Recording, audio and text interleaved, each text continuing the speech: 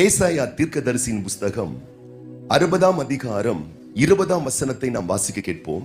இனி அஸ்தமிப்பதும் இல்லை, உன் சந்திரன் மறைவதும் இல்லை.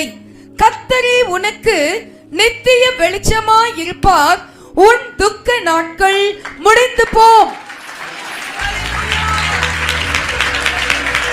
நல்ல 2 கரங்களை தட்டி, கடந்த 6 மாதங்கள் நீ அனுபவித்த துக்கத்தின் காலங்கள், கடந்த 6 மாதங்கள் நீ அனுபவித்த துன்பத்தின் நாட்களுக்கு தேவன் ஒரு முற்றுப்புள்ளியை வைத்து ஒரு மகிழ்ச்சியும் மேன்மையும் ஆனந்தமும் களிப்புமான நாட்களை படைத்த தேவன் உனக்காக துவக்குகிறார். உங்கள் துக்க நாட்கள் முடிந்து போகும். சூரியனும் சந்திரனும் இருக்கும் மட்டும் பிரகாசம் பூமியில் இருக்கும். சூரியனும் சந்திரனும் மறைந்து விட்டால் இருள் பூமியை தழுவிக்கொள்ளும். கர்த்தர் சொல்றாரு, அது இயற்கையின் சூரியனா இருந்தால், அது இயற்கையின் சந்திரனா இருந்தால் அது மறையும். இனி உனக்கு இயற்கையின் சூரியன் பிரகாசமாய் இருக்கிறதோ இல்லையோ, நானே உனக்கு சூரியனாய் இருப்பேன், நானே உனக்கு சந்திரனாய் இருப்பேன். நான் ஒரு நாளும் உன்னை விட்டு என்னை ஒளித்துக் கொள்வது கிடையாது. நல்லா இருக்கிறவங்க அப்புறம் டெல் ஆயிடுறாங்க, நல்ல லாபமா இருக்குங்க அப்புறம் நஷ்டமாயிடுதுங்க. ஏன்? வருது போது, நன்மைகள் வருது போது, சந்தோஷம் வருது போது, பெருக்கம் வருது போது. சொல்லுங்க பார்க்கலாம். சூரியன் வருது போது, சந்திரன் வருது போது.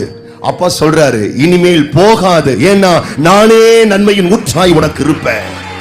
வாழ்க்கையில நான் துவக்கின நன்மைகள் இனி முடியாது, முற்று பெறாது.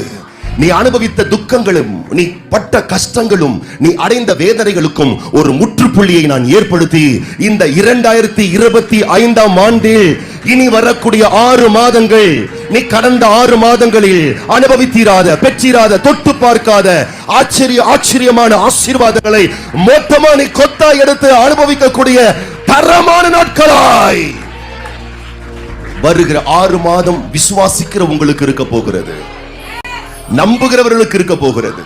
அதிகாரம் யோபுவின் புஸ்தகம் 42ஆம் அதிகாரம் 12ஆம் வசனம் சொல்லுகிறது, உன்னுடைய முந்தின வாழ்க்கை மிகவும் பாதிப்பாயிருந்து, உன் முந்தின வாழ்க்கை பாடுகளுக்குட்பட்டு இருந்தது. இப்ப ஆண்டவர் சொல்றாரு, உன் முன்னிலைமையை பார்க்கிலும் இனி உன்னுடைய பின்னிலைமை மிக மிக ஆசீர்வாதமா இருக்கும். முந்தி இருந்ததை பார்க்கிலும் நீ ரொம்ப ரொம்ப ஆசீர்வாதமா இருப்ப.